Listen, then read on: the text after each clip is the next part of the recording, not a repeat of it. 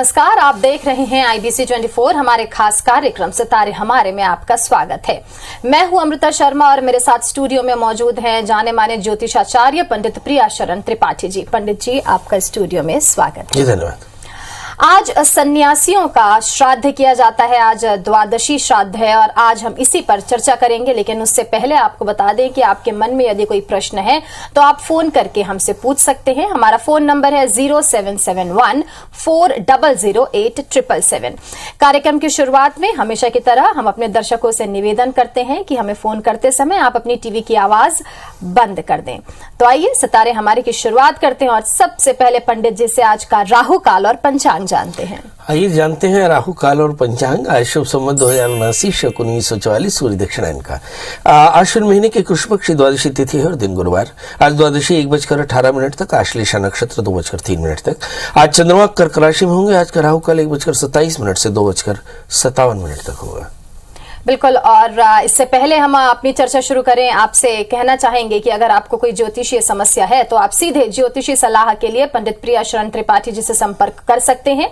उनका mobile number आपको बता देते हैं। नंबर है 9893363928। दूसरा नंबर भी आपको बता दें 9753039055। इसके साथ ही आप ईमेल भी कर सकते हैं। उनकी ईमेल आईडी है pstripathi9@gmail.com। तो चलिए अब कार्यक्रम को आगे बढ़ाते हैं और पंडित जी, कॉलर्स लगातार हमारे साथ जुड़ रहे हैं। शायद चर्चा करने के पहले से ही वो हमसे कांटेक्ट करना चाहते हैं। तो हमारे पहले कॉलर हमारे साथ जुड़ गए हैं। रोहित हमारे साथ जुड़े हुए हैं। रोहित, आप तक आवाज अगर पहुंच रही है तो आप अपना प्रश्न पंडित जी से पूछ सकते हैं। साथ ही जन्म का स्थान, समय और तारीख भी आप बताइए। महाराज जी प्रणाम। जी एकदम प्रणाम। मेरी बेटी के बारे में जानना था महाराज जी। इनका जन्म 13 सितंबर 2022 को हुआ है। हाँ। समय है 6:56 शाम को। और जन्म स्थान ये भाटापारा। इनका नामकरण, अक्षर और इनका स्वास्थ्य कैसा रहेगा और भविष्य के बारे में जानना था महाराज जी।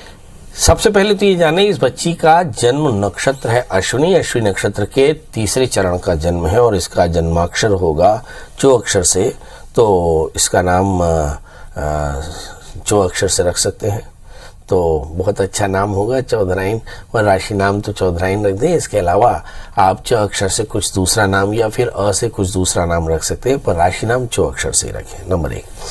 नंबर 2, इस बच्ची का जन्म अश्विनी नक्षत्र में हुआ, मतलब ये नक्षत्र गंड दोष है। इसका मतलब ये बच्ची मूल में पैदा हुई है। 27 दिनों में इसका मूल शांति विधिवत कराइएगा। ऐसा कहते हैं कि मूल में जो बच्चे पैदा होते हैं उनके पैदा होने पर पितरों को यानी पूर्वजों को या परिवार में माता पिता को कुछ तकलीफ हो सकती है। ऐसी स्थिति में आपको चाहिए कि मूल शांति करा लें। तो मूल शांति के लिए गो प्रसव कराना जरूरी है। गो प्रसव कराएं, छाया पात्र का दान करें और 27 चेत के घड़े से औषधि स्नान करें, सचैल वस्त्र सहित, बच्चे सहित, पत्नी सहित, और फिर विधिवत इसका नामकरण करें। तो नामकरण च अक्षर से आएगा, ऐसा आपको मैंने बता दिया। मेष राशि है इसकी। अब सवाल है आपके दूसरे प्रश्न का कि इसका भाग्य कैसा रहेगा। भाई देखो, इस बच्ची का जन्म लग्न मीन है तो बच्ची लग्नस्थ बृहस्पति के कारण बेहद सात्विक रहेगी। तीसरे स्थान में मंगल, थोड़ी गुस्सैल रहेगी, बहुत चंट रहेगी। 11वें स्थान में शनि बेहद भाग्यशाली है। दूसरे स्थान में चंद्रमा, राहु, निर्णय लेने में थोड़ी सी तकलीफ हो सकती है। और छठे स्थान में सूर्य के साथ में शुक्र है। पर आपकी बेटी शत्रुंजयी रहेगी, शत्रुंजय रहेगी, इसलिए ऐसा कह सकते हैं इस बच्ची का बहुत अच्छा नाम होगा। बस एक चीज याद रखिएगा कि इस बच्ची को बहुत अच्छे से पढ़ाइएगा। जहां तक सवाल इसके प्रोफेशन का है, इसके तीसरे स्थान में मंगल है। ये पुलिस या मिलिट्री जैसी सर्विसेज में आगे जाना चाहेगी। 18 साल एग्जैक्टली अगर हम देखें तो 2040 के आसपास में इस बच्ची की जो दशाएं चलती हैं वो शनि की दशा चलती है। मतलब ये आगे चल करके टेक्निकल सर्विसेज में जाएगी और फिर इसके बाद में ये पुलिस सर्विसेज में या मिलिट्री सर्विसेज में जा सकती है। बिल्कुल। वैसे भी लड़कियां जो हैं, आज ऐसा कोई क्षेत्र नहीं है जहां पर नहीं जा रही हैं और बहुत अच्छा लगता है जब कॉलर्स कॉल करते हैं और अपनी बच्चियों के बारे में पूछते हैं। रोहित जी, आपको हमारी तरफ से बहुत बहुत बधाई। अमृता, मैं एक जगह टोकना चाहता हूँ।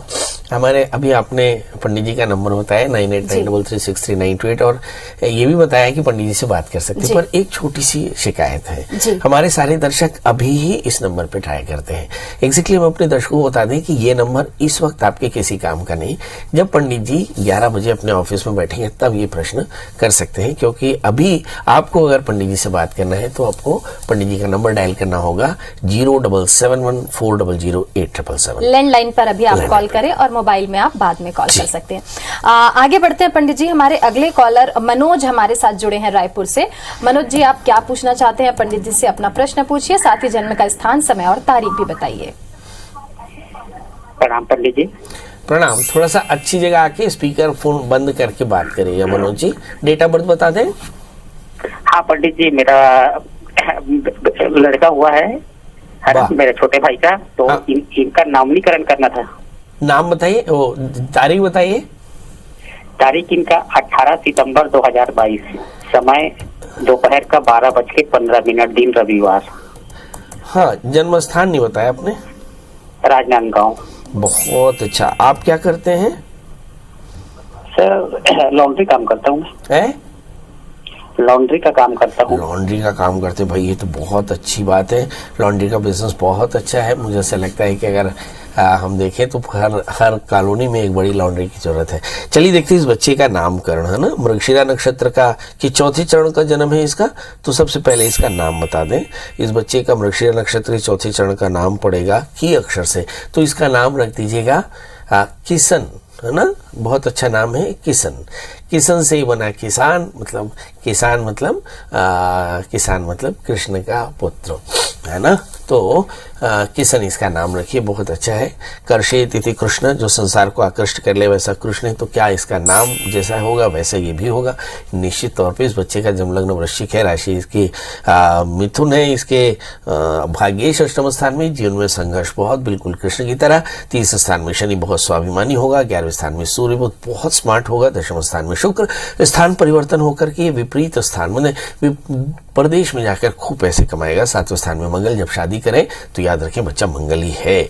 और राहु और केतु के छठे 12वें बैठने के कारण कभी थोड़े से रोग हो सकते हैं। आप ऐसी स्थिति में भगवान शिव का पूजन करा लिया करें। मनोज जी, आपके बच्चे का नामकरण भी हो गया, आपको बहुत सारी बधाइयां, शुभकामनाएं। आप शिव जी की उपासना करते रहें जैसा कि पंडित जी ने बताया। आगे बढ़ते हैं। राधा हमारे साथ जुड़ी हैं रायपुर से। राधा जी, आप क्या जानना चाहती हैं पंडित जी से? अपना प्रश्न पूछिए, साथ ही जन्म का स्थान, समय और तारीख भी बताइए। हेलो पंडित जी, प्रणाम। प्रणाम। मैं अपने बेटी के बारे में जानना चाहती हूँ। उसका जन्म 93 जून 2 दिन में 2:15 में। एक मिनट। आपने बताया जून 7। हाँ, 7 जून। और टाइम है दिन में 2:15। हाँ, 7। हाँ पंडित जी, उसको शादी का लिए बहुत टेंशन है, शादी नहीं हो रही है। और एक बात, उसका कैरियर का बारे में जानना है। उसका शादी होगी क्या नहीं, और उसका शादीशुदा लाइफ और कैरियर कैसे रहेगी पंडित जी? आपने बताया नहीं कि बच्ची का जन्म कहाँ हुआ है? उसका अंबिकापुर का आगे विश्रामपुर है, वहीं पे। चलिए, अंबिकापुर का जन्म है 7 जून 1993, 2:15 दोपहर। पंडित जी, इसकी शादी होगी कि नहीं, करियर कैसा रहेगा, ये सब प्रश्नों का जवाब देखते हैं। देखिए, इस बच्ची का जन्मलग्न कन्या है और राशि इसकी धनु है, जिसके अभी लग्न कन्या या मिथुन हो, ये दोनों ह्यूमन राशि है। मतलब जो भी बंदा कन्या और मिथुन राशि का होता है बहुत सेंसिबल होता है। लग्न में Brihaspati, bank, finance, insurance, education में इनको नौकरी पक्के तौर पर लगेगी, इसमें कहीं कोई दो राय नहीं। तीसरी बात कि चूंकि बृहस्पति जो है वो लग्न में बैठा है, इसलिए शादी भी होगी और बहुत अच्छी शादी होगी। चौथी बात, शादी होगी कब, बड़ा प्रश्न ये है। तो हम देखते हैं कि इस समय इनकी जो दशाएं चल रही है ना, वो बताएंगे कि इनकी दशा में क्या चल रहा है। इस समय जो ग्रहों की दशाएं हैं उसको अगर देखें तो समझ में आता है कि राहु की महादशा है और इसमें अभी शनि का अंतर है। नवंबर 2023 के बाद इस बच्चे की शादी का योग है। तब तक इसे करना क्या चाहिए? तो इसको शनिवार का व्रत करना चाहिए, काले तिल काले उड़द का दान करना चाहिए, शनि मंत्र का जप करना चाहिए। ऐसे करने से करियर और शादी की परेशानियां दूर होंगी और हो सके तो एक 4 कैरेट का पन्ना 4 कैरेट का ऊपर इस बच्ची को पहनाए तो कल्याण होगा। आगे बढ़ते हैं पंडित जी, अगला कॉल लेते हैं। रायपुर से हमारे साथ तारा जी जुड़ चुकी हैं। तारा जी, आप क्या जानना चाहती हैं पंडित जी से? अपना प्रश्न पूछिए, साथ ही जन्म का स्थान, समय और तारीख भी बताइए। जी मैं नमस्ते पंडित जी। नमस्ते। मैं सारा सिंह रायपुर से बोल रही हूँ। मैं अपनी लड़की के बारे में जानना चाहती हूँ। उनकी डेट ऑफ बर्थ बता दें। 23/6/1999। 23/6/1999। जन्म स्थान बेरला। समय समय 5:30 बजे सुबह, दिन बुधवार। क्या जानना चाहती हैं देवी? मैं मेरी लड़की की शादी कब तक होगा, ऐसे मैं उसके बारे में जानना चाहती हूँ। तो बाल विवाह क्यों करा रहे हैं? बच्ची पढ़ाई कर ली? हाँ, फाइनल ईयर हो गया है। 23वां साल रनिंग है उसका। नहीं, बीए किया या बीएससी किया या बीकॉम किया? बीएससी। चलिए, बीएससी किया तो फिर आप उसे आगे क्यों नहीं पढ़ा रही हैं? आगे पढ़ाई उसको इतना ज्यादा इंटरेस्ट नहीं है पढ़ाई में। ओके, पढ़ाई में इंटरेस्ट नहीं है। पंडित जी, शादी कब होगी ये बता दें। चलिए आइए देखते हैं। आपकी बच्ची का जन्म लग्न मिथुन और उनकी जो राशि है वो तुला। शादी की तारीख निकली 17 जून 2023। 1 वर्ष के भीतर इसकी शादी हो जाएगी। मतलब अभी आपको 8 महीने इंतजार करना पड़ सकता है। अब दूसरा प्रश्न, क्या शादी में कोई परेशानी है? निश्चित तौर पर शादी में परेशानी सप्तमी शनि से आक्रांत है। हो सकता है इनकी अपनी चॉइस हो, इसलिए पहले शादी करने से पहले चॉइस जरूर देखें। दूसरी बात कि जब कभी भी सप्तमी शनि से आक्रांत होता है तो ऐसा मान लेना चाहिए कि इस बच्ची की शादी में थोड़े व्यवधान आएंगे। तो शादी से पहले एक छोटा सा कुंभ विवाह करा लें। संकल्प करें कि मम कन्या जन्म सामयिक लग्नात समस्त दुष्ग्रही संसूचित रिष्ट दोष निवारणार्थं कुंभ संकल्प करके जब चंद्रमा तारा अनुकूल हो, मतलब जब विवाह के मुहूर्त हो, उन्हीं विवाह के मुहूर्तों में एक मुहूर्त में इस बच्ची का कुंभ विवाह करा लें नांदी मुख श्राद्ध के साथ में। तो इस बच्ची का ब्याह जल्दी हो जाएगा, अच्छी जगह होगा और आगे चलकर इसका जीवन भी बहुत अच्छा रहेगा। अब सवाल यह है कि क्या कुछ रत्न पहनना चाहिए? जी जरूर पहन सकते हैं। 4 कैरेट का पन्ना, 4 कैरेट का उपल धारण कर सकते हैं। क्या कोई व्रत करना चाहिए? जरूर कर सकते हैं। शनि का व्रत करना चाहिए। क्या कोई दान करना चाहिए? जी, गाय और कुत्ते की सेवा करनी चाहिए, इससे फायदा होगा।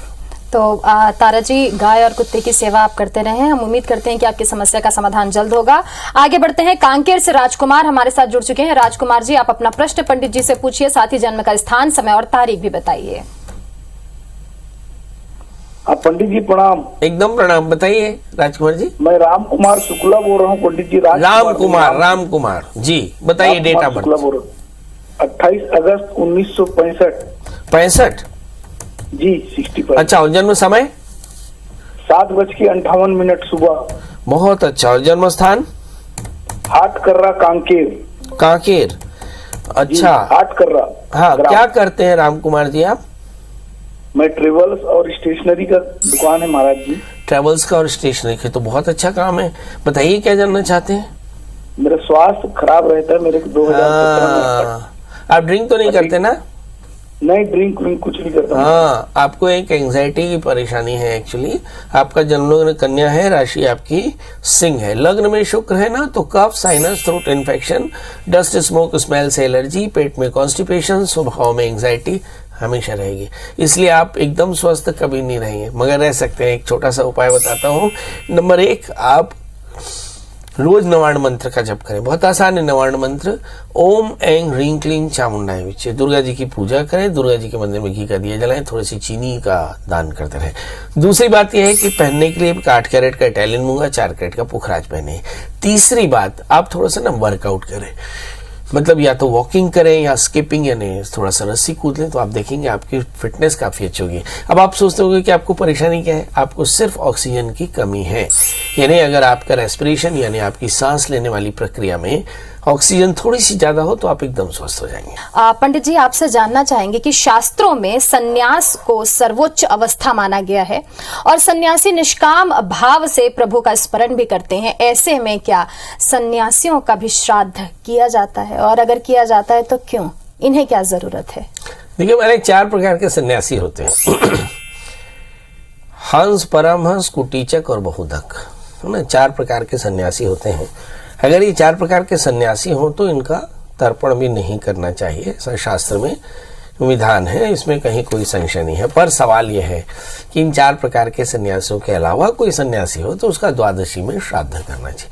बड़ा आसान सा है। जैसे मैंने वो कहा कि अपने पितरों का विग्रह रख लें दक्षिणाभिमुख होकर के, और पितृ तर्पण की सामग्री जैसे मैंने कहा बताया था कि सफेद फूल, काला तिल, चावल, थोड़ा सा दूध, शहद, घी, एक दिया बना लें, ओपलों में थोड़ी सी अग्नि स्थापन कर लें, 5 गिलास पंचबलिहरण के लिए तैयार कर लें, जवा रख लें, थोड़ी सी चावल रख लें, और साथ में एक अगरबत्ती जला लें और जनेऊ रख करके और असभ्य अवस्था में, मतलब बाएं हाथ में बाएं कंधे पर यज्ञोपवीत हो और दाहिनी की तरफ हो, तो सभ्य अवस्था में पूर्वाभिमुख होकर के देवताओं को तर्पण करें, फिर उत्तराभिमुख होकर ऋषियों को तर्पण करें, दक्षिण में अपने पितरों का तर्पण करें, फिर वस्त्र निष्पीडन करें, भीष्म तर्पण करें, फिर भगवान सूर्य को अर्घ दें, दशों दिशाओं में घूम जाएं और फिर आकर के पंच बलिहरण करें, गाय, कुत्ता, कौवा, चींटी और देवताओं के लिए 5 ग्लास निकाल करके फिर सन्यासियों को, ब्राह्मणों को, याचकों को खूब सारा आहार करा करके संतुष्ट करना चाहिए और यथाशक्ति दान करना चाहिए। हमारे यहाँ श्रद्धा युक्तं करोति यः, श्राद्ध का शब्द होता है